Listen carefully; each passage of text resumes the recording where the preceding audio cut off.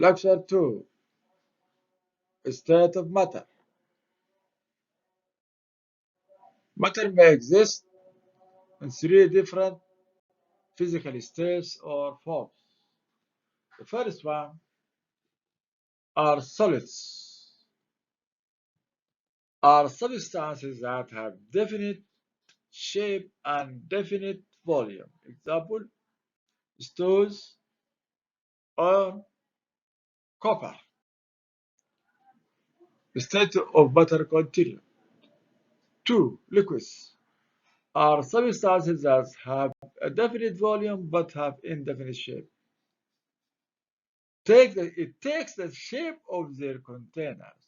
Example, water, oil, and alcohol. The third form or state of matter are gases, which are substances that neither has a definite shape or a definite volume. Examples are air, oxygen, and water vapor. Physical state of matter. The state of matter may be explained by assuming that matter is composed of a very small particles called molecules, which are in a constant motion. In solid, these molecules are packed very close together. In liquids, molecules are not so close together and roll over one another.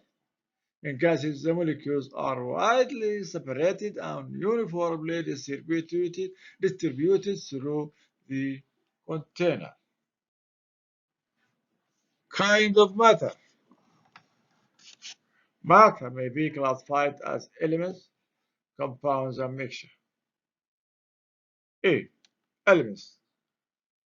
An element is a substance which cannot be decomposed into simpler substance by ordinary chemical means.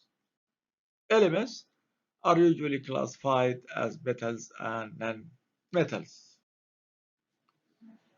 One metals usually have lusters and conduct heat and electricity. Examples like iron, lead, gold, silver, and copper. 2. Non-metals. Non-metals are usually gases or brittle solids without luster. Most are poor conductors. Examples are oxygen, chlorine, nitrogen, sulfur, and iodine. B. Compounds. A compound is a substance composed of two or more elements, chemically combined in a definite proportion by weight. The proportions in a compound never vary. In forming compounds, elements lose their individual properties and adopting the new characteristics of the compounds. C. Mixture. A mixture is a substance composed of two or more elements or compounds which are not chemically combined. In mixtures, each component retains its original properties and may be separated from the mixture by physical or mechanical means, e.g., mixture of sand and salt. Each gradient can be easily seen. The salt can be separated from the sand by dissolving it out with water. The table summarizes the essential difference between compounds and mixture. Here at the left we have compounds and at the right side we have mixture. Components, elements are chemically combined. Components of elements are not chemically combined. Composition is fixed in the compound. Composition varies in mixtures. In compounds has properties different from original element. In mixtures, retains properties of compounds. Compounds can be separated into its component by chemical means. Mixture cannot be separated into its component by physical means. Mixtures can be divided into homogeneous mixtures and heterogeneous mixtures. A homogeneous mixture is called a solution and has a uniform property. A solution consists of a single phase. A phase is any part of a system that has particular set of uniform properties and composition. Heterogeneous mixtures is not uniform, like oil and water. Solutions. Solutions are homogeneous mixtures of two or more substances in a single phase. Soluble describes a substance as capable of being dissolved. Solvent is the dissolving medium in a solution. Solute is a substance that is dissolved in a solution. Solutions continue. Solutes may be solid, liquids, or gases. Most of the common solvents are usually liquids. Liquids such as glycerin or gas such as carbon dioxide will dissolve in water. When alcohol is the solvent, the solution is called texture, such as texture of iodine. When a solute dissolves in a solvent, this change is usually considered to be a physical change. Types of solutions. Solution can be divided into solution can be in any of the three common physical states. Solid, a mixture of metal called alloy.